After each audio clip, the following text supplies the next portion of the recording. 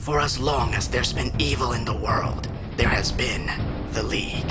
Extraordinary individuals with amazing skills that protect the world from the greatest threats. In present date, whenever a bad film needs busting, we have such an individual too. Whoa, I'm sorry to interrupt. That was a really epic speech, but I'm not busting this one. Really? Yeah, this is a top 10. Well, those are lame. That's it. You're out of the league. I'm out of the league. There is no league, and you're just a disembodied voice that only exists within the confines of this video. You have a big-ass gap in your teeth. Hey! Oh, wait. I do. You know what? This is getting childish. Roll the intro! In a world of uncertainty, where movie theaters are plagued by remakes and sequels, in a world where big-budget movies can still suck, in this world we have the Blockbuster Buster.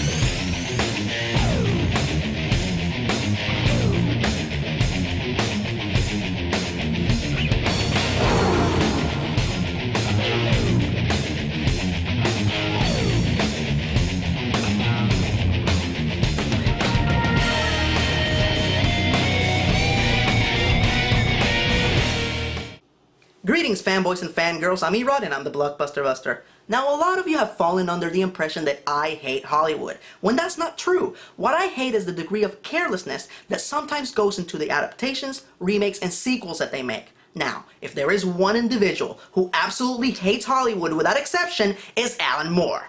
Moore is responsible for the majority of the most influential graphic novels of all time. Now, while Moore is a laid-back individual who doesn't mind parodies or making fun of himself, he is completely against adapting his works into other mediums. Ironically, he is one of the most adapted writers of all comics. Some of the adaptations are good, some really suck.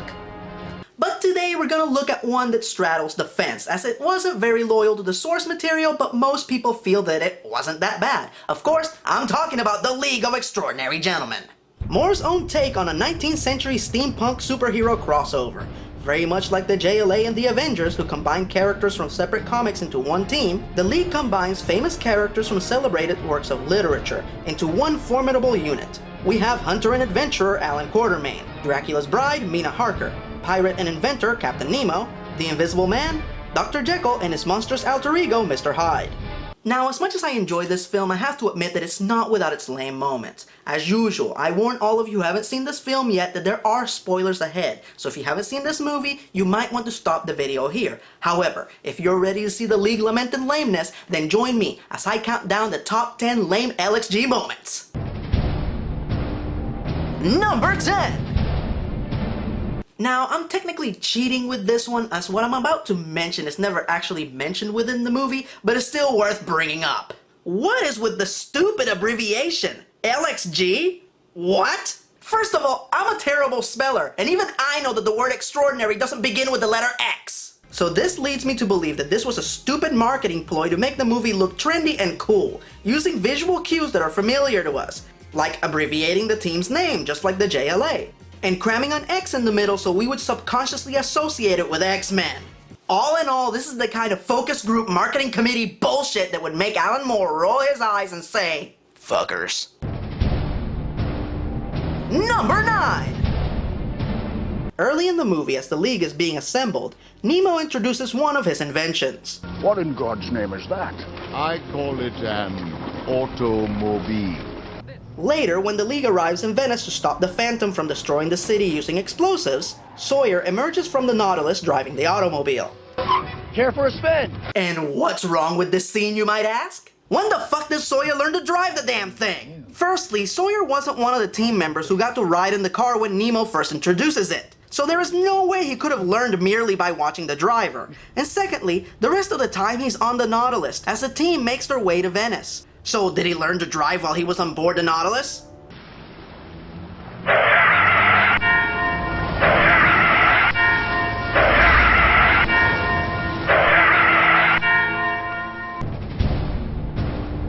Number 8! Oh, I'm not done with this scene yet, folks. The way the Phantom plans to destroy the city is by setting off a chain of explosions in which one building will take out the next in a domino effect. The plan to stop this is to outrun the chain reaction using the car, reach one of the buildings that's ahead of the domino effect, and set off a flare so Nemo can blow it up and break the chain of explosions. Now, this is all fine and dandy. But after Sawyer sets off the flare, he crashes the car and has no time to get out of the building before it explodes. And thus, Sawyer sacrifices himself for the greater good. Nope, he's still alive. And how did he escape this impossible scenario? They don't say. They just leave you hanging with that one. Take it or leave it. This scene makes me feel like the Riddler at the end of the Riddler's Reform.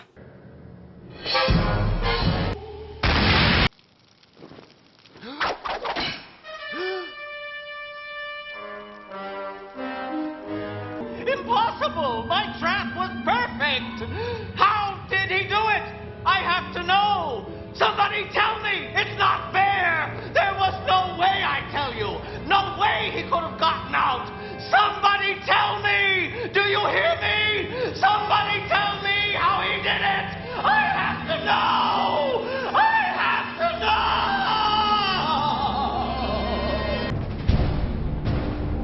to know! Number 7! The comic pretty much works as a sequel to all of the respective characters' books, so if you want to know their backstories, read the books. In the movie, however, they added a lot of extra backstory to most of the characters. Like, for example, apparently both Quartermain and Mina knew Dorian Gray beforehand. And apparently him and Mina were lovers. Also, the reason Quartermain retired is because his son was killed during his last adventure. How cliched is that? His partner dies, so now he has to work alone. Oh, Erod, I have one. Originally, Tom Sawyer was going to have the same backstory, in which it turned out that his partner, Huck Finn, was murdered by the Phantom, and that is the reason he becomes involved with the mission. Nerdlinger, what are you doing? Helping? Are you trying to weasel out of the third free segment that you owe me? Maybe. Well, tough titty. You still owe me, buddy, and I'm not ready to collect. Okay. Anywho, the worst part about Quartermain's loss is how it's pretty much his character's arc throughout the whole movie. But as far as I'm concerned, this is one subplot that was never fully serviced. We never get a quick flashback to the tragic event, or even Quartermain opening up to the others and telling the story of how he failed his son, and how he will never let that happen again. Did you teach your son to shoot like this?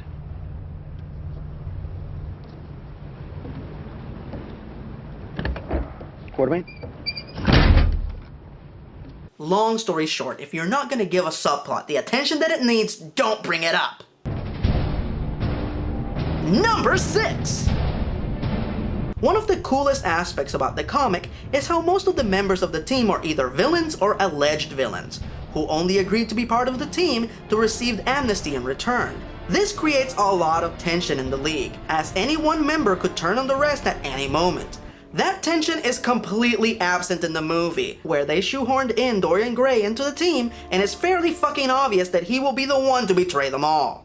I set my wolf among you sheep. Growl. Now don't get me wrong, Dorian is a great character, and he's played exceedingly well by Stuart Townsend, but they didn't even try to disguise the fact that he's the double agent, as he walks about acting increasingly suspicious, and more importantly, he doesn't have a real defined role in the team. Yes, he's immortal, but how the hell does that help them defeat the Phantom? While he's clearly a ruthless killer, he's definitely not a warrior, or a hero. In fact, when Venice is blowing up, all he does is run away. Point is, it was only a matter of time before he struck, and the fact that nobody saw it coming makes the League look like a bunch of idiots. Number 5! Well, here's a question asked by everyone who read the comic and then watched this movie. Why in the fuck is Tom Sawyer there? Was it truly necessary to add a young, hip American character? Now once again, just like Dorian Gray, Sawyer is really cool, and this is by far the only role that I've ever seen Shane West in which he doesn't aggravate the shit out of me. Echelon Conspiracy, anyone? What? Nobody saw Echelon Conspiracy? Good! Fact of the matter is that this is yet another choice that feels like a lame-ass focus group addition. Let's add an American character to the team so Americans can relate to it. But let's not use the clever and mischievous character from the actual book. Let's turn him into a pig-headed, explosion-loving, fast car driving, six-gun shooting badass. Because that is the only type of character that Americans can relate to. Would you like to learn how to shoot? I can't already. Oh, I saw. It's very American. Fire enough bullets and hope to hit the target. Number 4! As the movie reaches its boiling climax, each member of the team meets a different challenge. In Mr. Hyde's case, he runs into a henchman named Dante, who takes Dr. Jekyll's potion and turns into a monster himself, and so they duke it out. Now, as a red-blooded heterosexual male, I enjoy your garden variety brawl as much as the next guy, but there's still a teeny tiny little thing wrong with this scenario. That is not how Dr. Jekyll's potion works! What the potion actually does is bring out a person's inhibitions, to put on display the person that you keep locked inside. In the case of Dr. Jekyll, he is a thin, feeble, cowardly, civilized goody two-shoes. So when he takes the formula, he turns into a monstrous, evil, perverse beast man. So that means that when somebody who's already an evil, depraved son of a bitch takes the formula, it should turn him into Mort Goldman. Terrible mucus coming out from inside my nose. And the other children, they were very nasty to me about that. They said bad, hurtful things to me. They called me tasty cakes, and they would beat me and stick pine cones in my ass. Number 3! In the comics, Mina doesn't actually have any vampire powers, she's just a vamp attack survivor.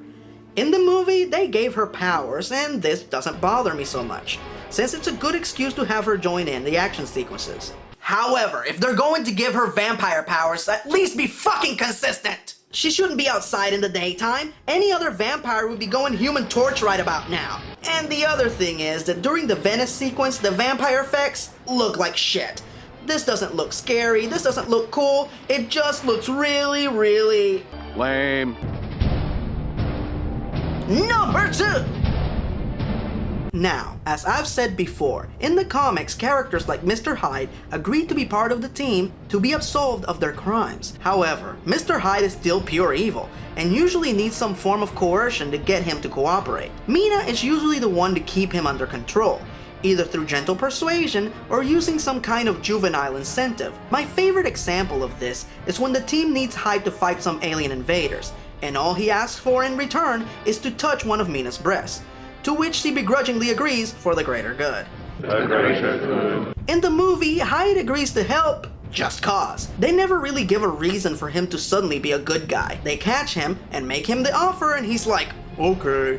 After which, Dr. Jekyll is very scared to let him back out, in fear of what he might do. But then he lets him out twice, and biggity bam, he's a good guy, without rhyme or reason. If he was just gonna be a good guy, what was the point of all those scenes where Dr. Jekyll was being haunted by him? I don't have a problem with them changing a character's motivations, but at least give a reason for doing so. Take the BBC series Jekyll for example. In the final episode, Mr. Hyde agrees to help the good guys because his wife and kids are put in danger, and he has a natural paternal instinct to protect them. What are you doing? You're killing him. Trust me, I'm a psychopath. Well, what are we going to do with him? Tie him up. That takes ages. There, he'll be out for 20 minutes. No, sod it. We'll take the full hour. That doesn't take a long time to set up. All I'm asking for is a reason. Hey, Erod, did you know that in the original book, Dr. Jekyll's name was pronounced Jekyll? You are not gonna give up, are you? Oh, I can't be mad at that face. Alright, your debt is clear. Now go accidentally lock yourself in the linen closet again, pretending it's the TARDIS. I'm already halfway there! Excelsior! Whovians. Number 1! Now, in my heart of hearts, I can forgive all the previously mentioned lameness, but there is one major deviation from the comic that makes me grind my teeth. And that is how in the comics, Mina's the leader, not Alan Quartermain. In the comics, Mina's a stern, intuitive leader whose detective skills are almost up to par with Sherlock Holmes. Quartermain is more of the old mentor figure, which makes the relationship really interesting, since he is set in his old ways and is not used to following someone else's lead, let alone a woman, which also works as a metaphor, as the comic takes place at the turn of the century. and having a woman in charge showed how things were changing. All of this is completely absent in the film, where Quartermain is the leader and Mina's just another team member. While I have no complaints about the way the actors portrayed them, I still feel that the group dynamic in the comic was superior. This hunt's too dangerous for a woman, even one such as you. Leave it to me. So those are my top 10 lame LXG moments. In spite of them, I really enjoyed this movie. I had a blast watching it with my dad, as we both grew up reading the original literary works. My dad, who was a huge James Bond fan in his teens, really liked seeing Sean Connery answering to a boss named M. And we both got a kick out of all the literary references. You made good time getting here. Not as good as Phileas Fogg. Around the world in 80 days. This is my first mate. Call me Ishmael. The main reason I don't bust this one is because I don't feel like there's much of a difference between what they did with the movie and what Alan Moore did with his comic, in which he took pre-established characters and did whatever the hell he wanted with them. So who am I to condemn the filmmakers from doing the same? What I will agree with is that they did steal the name and the concept from Moore and ignored the rest. Is the comic superior? In a lot of ways, yes. I feel that the first graphic novel is excellent, and I highly recommend it. The second one, though, is not bad, it's just a little too grim for my taste. It honestly feels like Moore was purposely destroying his creation, in the same manner that Jimi Hendrix would burn his guitar after a kick-ass solo. And I can't end this video without mentioning the cast. Holy shit, this is one of the best casted adaptations that I've seen in a long time. Outside of the tacked-on characters, the ones that did appear in the comics were expertly chosen. Sean Connery, Jason Fleming, Nasruddin Shah, and Tony Curran were excellent choices. But my absolute favorite was Peter Wilson as Mina Harker. She was simply awesome in this, and it breaks my heart that we haven't seen her in other genre films in an equally prominent role. I guessed as much. That they would do anything to protect you. You know, that's your biggest mistake. Thinking that I need them to protect me.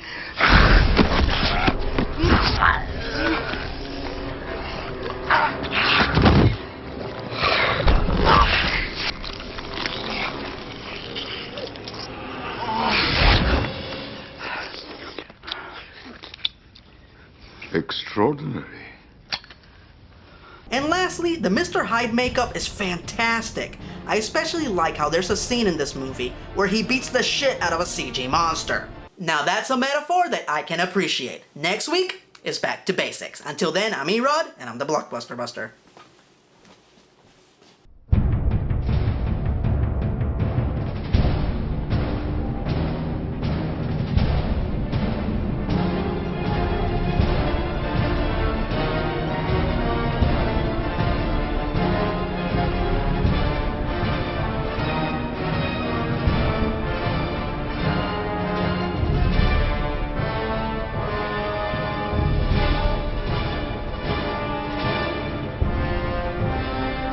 Check out my website, suckers! Mixmaster, a cut faster! A Mixmaster, a cut faster! All top secret and classified.